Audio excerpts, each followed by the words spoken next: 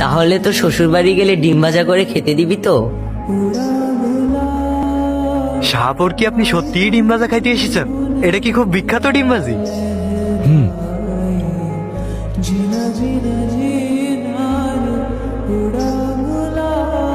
আপনারা কারা?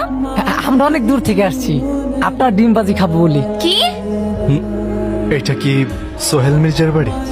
হ্যাঁ, উনি তো আমার বড় ভাই। উনি আমার দুলা ভাই। ভাবি, দেখো কে আসছে।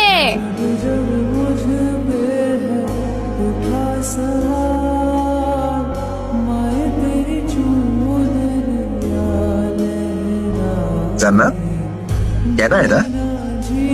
আমার ভাই মান্নাত।